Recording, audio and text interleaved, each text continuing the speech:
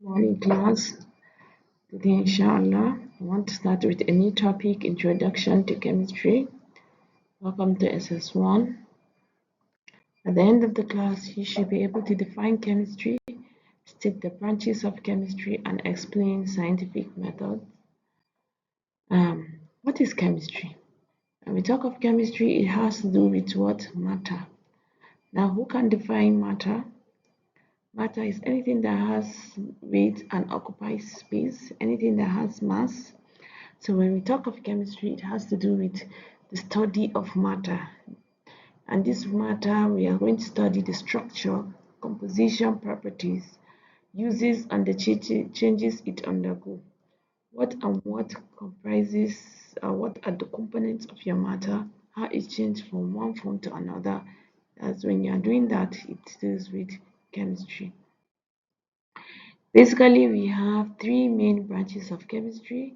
We have the physical chemistry, we have chemical, organic, and inorganic chemistry. So basically, we have three major branches of chemistry. So let's go into other branches like organic chemistry, which has to do with hydrocarbons. We have inorganic chemistry like diamonds, gold, and other things like metals, non-metals.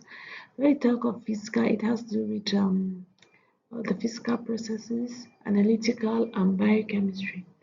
For biochemistry, it has to do with living things, study of the chemistry happening in living things. Living things. Okay. Then analytical has to do with forensic. When we talk about analyzing the quantity of something, we are trying to detect the presence of one thing or the other, like the DNA test, they are all under analytic chemistry. So next, this is a fluorhydrocarbons, scientific methods. When we are trying scientific methods of analysis involve various steps and stages scientists use in trying to solve a problem. So the first thing you have to do is identify the problem, collecting data, formulating hypothesis, testing your hypothesis. You test your hypothesis through experimentation. Hypothesis can also refer to as the guesswork. Formulate a new one until finally you have a theory, and when your theory is generally accepted, it's referred to as law. So first thing, have a purpose, know the research. You do a lot of research on it. Guesswork, which is hypothesis, experiment, analyze, and then conclusion. Hypothesis is basically prediction or guesses which explain an observed problem. When a hypothesis has been tested and found to be true within the limits of available evidence, it becomes a theory. And this testing can be done in the whole world, different parts of the world, and it should give the same result.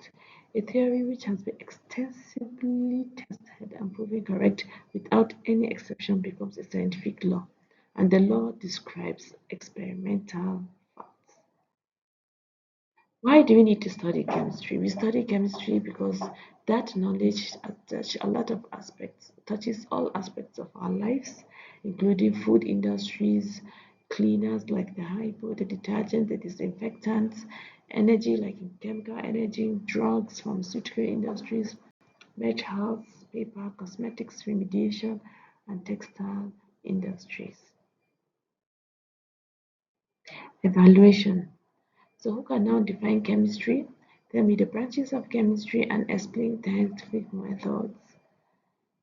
What are the five major importance of chemistry? Five major importance of chemistry. Thank you. So Alhamdulillah, thank you for your time.